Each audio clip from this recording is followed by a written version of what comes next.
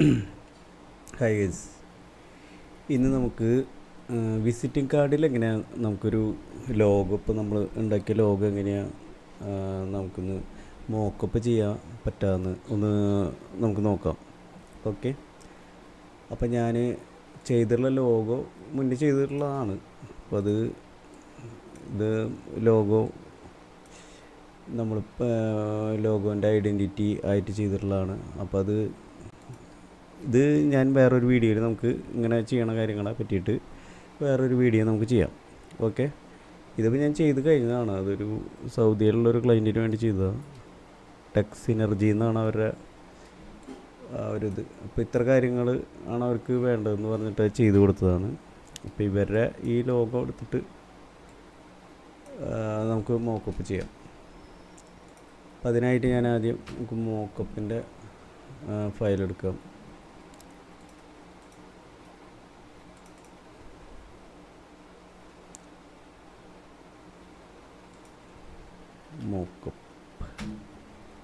Mock-up നമുക്ക് പല രീതിയിലുള്ള മോക്കപ്പൊക്കെ ഫ്രീ ആയിട്ട് ഡൗൺലോഡ് ചെയ്യണം. അപ്പം ഞാനത് മുന്നേ ഒരു ഡൗൺലോഡ് ചെയ്ത് വെച്ചിട്ടുള്ളൊരു മോക്കപ്പാണ്. ഇതിൽ നമുക്ക് എങ്ങനെ ആഡ് ചെയ്യാൻ പറ്റുമെന്ന് നോക്കാം. ഇത് വേറൊരു കമ്പനിക്ക് വേണ്ടി ചെയ്ത ഒരു മോക്കപ്പിൻ്റെ ഇതിലേക്ക് എടുക്കുന്നുണ്ട്. ഓക്കെ, അതവിടെ എടുക്കട്ടെ. അപ്പോൾ നമുക്ക് ഇതുമായിട്ട് ലെയർ ഉണ്ടാവും. ഇങ്ങനെ ഈ ലെയറിൽ നമ്മളിങ്ങനെ ഹൈഡ് ചെയ്ത് നോക്കി കഴിഞ്ഞാൽ ഇതിങ്ങനത്തെ ഒരു ഇത് കിട്ടും. അത് നോക്കിയിട്ട് ഹൈഡ് ചെയ്ത് നോക്കിയാൽ അതാണ് നമുക്ക് ആഡ് ചെയ്യേണ്ട സ്ഥലം എന്ന് പറയാം. ഡബിൾ ക്ലിക്ക് ചെയ്ത് കഴിഞ്ഞാൽ ഇങ്ങനെ ഒരു സംഭവം ഓപ്പൺ ആവും. അവിടെ നമ്മൾ ഇവിടെ നിന്ന് ഇല്ലുസ്ട്രേറ്ററിൽ നിന്ന് ഈ ലോഗോ കോപ്പി ചെയ്യുക, ഇവിടെ പേസ്റ്റ് ചെയ്യുക, കൺട്രോൾ V അടിക്കുക, പിക്സൽ, സ്മാർട്ട്, പാത്ത്, അങ്ങനെ കുറേ ഓപ്ഷൻ ഉണ്ടാവും.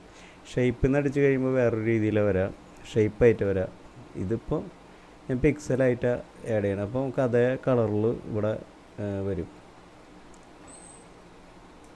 ഞാൻ സ്വല്പം ചെറുതാക്കിയിട്ട് നമുക്ക് കൺട്രോൾ A അടിച്ചിട്ട് നമുക്കിത് സെൻറ്ററാക്കാം. ചില ആൾക്കാരൊക്കെ ഇവിടെ കുറേ ഡിസൈനും കാര്യങ്ങളൊക്കെ ആയിട്ട് കൊടുക്കും കേട്ടോ. പക്ഷേ അതൊന്നും ഒരു സ്റ്റാൻഡേർഡായിട്ടുള്ള രീതിയല്ല. നമുക്ക് ഏറ്റവും നല്ലത് ബ്ലാങ്ക് ആയിട്ട് ഇങ്ങനെ ഇതിൽ കൊടുക്കുന്നതാണ്. കാരണം ആ ലോഗോയ്ക്ക് എത്ര ഇമ്പോർട്ടൻ്റ് കിട്ടും, വിസിബിലിറ്റിയും കാര്യങ്ങളെല്ലാം കിട്ടും. അപ്പോൾ ഞാൻ ഇത് സേവ് ചെയ്ത് കഴിഞ്ഞ് നമ്മളിവിടെ നോക്കി കഴിഞ്ഞപ്പോൾ അതിൻ്റെ ഇത് കാണാം. ഇനി നമുക്ക് വേണ്ടത് അതിൻ്റെ ബാക്ക് സൈഡാണ്, ഈ സൈഡിൽ തന്നെ. അപ്പോൾ അതിൻ്റെ താഴത്തെ ലെയർ കണ്ടില്ലേ, ഇതാണത്. അപ്പോൾ അതുമ്മ വെച്ചിട്ട് നമുക്ക് ഡബിൾ ക്ലിക്ക് ചെയ്യാം. അപ്പോൾ ഇങ്ങനൊരു ഇത് ഓപ്പൺ ആവും. ഇവിടെ നമ്മൾ ഏത് ഇമേജ് ഇട്ടോ അത് അവിടെ അതേപോലെ തന്നെ ഡിസ്പ്ലേ ആവും. അപ്പോൾ നമുക്ക് വേണ്ടത് വേറൊരു കളറ്, ഒരു ഓറഞ്ച് കളറാണ് ഇപ്പോൾ ഞാൻ കൊടുക്കാൻ ഉദ്ദേശിക്കുന്നത്. നിങ്ങൾക്ക് ഇഷ്ടമുള്ള കളറൊക്കെ കൊടുക്കാം കേട്ടോ. ഇപ്പം ഞാനിപ്പോൾ അതിനൊരു ചേർന്നുള്ളൊരു ഓറഞ്ച് കളർ കൊടുത്തു. അല്ലെങ്കിൽ നമുക്ക് ബ്ലാക്ക് വേണമെങ്കിൽ കൊടുക്കാം, കുഴപ്പമില്ല. നമുക്ക് ബ്ലാക്ക് കൊടുക്കാമെന്ന് വെച്ചാൽ ബ്ലാക്ക് അല്ല, അത് ഒരു ഡാർക്ക് ഗ്രേ എന്നുള്ളൊരു ലെവൽ വരും. അങ്ങനെ കൊടുത്തു. ഇപ്പം ഇത് കൊടുത്തു. ഇനി നമുക്ക് കുറച്ചും കൂടി എന്തെങ്കിലും ഒരു ഡിസൈൻ ലോഗോൻ്റെ ഒരു പാർട്ട് ഇവിടെയും വരണം, എന്നാലേ അതിനൊരു സുഖം ഉണ്ടാവുള്ളൂ. അപ്പോൾ അതിന് ഞാൻ ഈ സാധനം മാത്രം കോപ്പി ചെയ്തിട്ട് ഞാനിവിടെ ഫസ്റ്റ് തന്നെ ഇങ്ങനെ ഒന്ന് പേസ്റ്റ് ചെയ്യുക. കാരണം നമുക്ക് ഈ കളറൊന്ന് പിക്ക് ചെയ്യാൻ വേണ്ടിയിട്ടാണ്. എന്നിട്ട് ഞാൻ ഒന്നും കൂടി പേസ്റ്റ് ചെയ്തത് ഷേപ്പായിട്ട് ഞാൻ വീണ്ടും പേസ്റ്റ് ചെയ്യണം. എന്നിട്ട് നമുക്ക് ഒരു കാര്യം ഈ കളറൊന്ന് ഇത് ചെയ്യാം. ഈ ഷേപ്പ് എടുക്കുക, ഫില്ല് പോയിട്ട് ഹൈഡ് ചെയ്ത് കൊടുക്കുക, ഇത് പോയിട്ട് കളർ കൊടുക്കുക. എന്നിട്ട് നമുക്ക് ഇവിടെ സ്ട്രോക്കിനൊരു 2 വെയിറ്റ് ഇട്ട് കൊടുക്കുക. അപ്പോൾ ഇങ്ങനെ വരും. ഇപ്പോൾ കണ്ടില്ലേ, ഒരു സ്റ്റാൻഡേർഡ് ആയില്ലേ. നമുക്ക് ഈ ലെയർ സെലക്ട് ചെയ്തിട്ട് നമുക്ക് ഇങ്ങനെ കുറച്ച് നിങ്ങൾ കണ്ടിട്ടുണ്ടാവും ഇങ്ങനത്തെ ലോഗോകൾ. ഇപ്പോൾ ബാങ്കിൻ്റെ ലോഗോകൾ അങ്ങനത്തെ ഒക്കെ, അല്ല ബാങ്കിൻ്റെ വിസിറ്റിംഗ് കാർഡ്, ഒരു സ്റ്റാൻഡേർഡ് വിസിറ്റിംഗ് കാർഡൊക്കെ അവരിങ്ങനെ ഈ ലൈൻ വെച്ചിട്ടുള്ള സംഭവങ്ങളൊക്കെയാണ് ചെയ്യുക.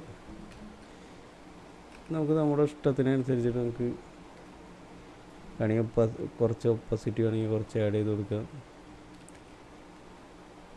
ഓക്കെ, എന്നിട്ട് സേവ് കൊടുക്കുക. വേണമെങ്കിൽ ഇത് നമുക്ക് ആ ഓറഞ്ച് കളറിന് കൊടുക്കട്ടോ.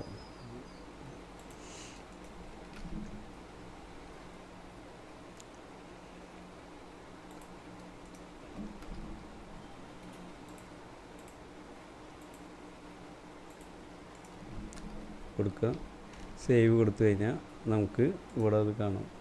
കണ്ടില്ലേ, ഒരു സ്റ്റാൻഡേർഡ് ആയില്ലേ. അപ്പോൾ ബിസിനസ് കാർഡിൻ്റെ ഒക്കെ മോക്കപ്പ് ചെയ്യണ കാര്യമാണ് ഇപ്പോൾ നമ്മൾ നോക്കിയത്. അപ്പോൾ ഇതുമാതിരി നിങ്ങൾ ട്രൈ ചെയ്ത് നോക്കുക.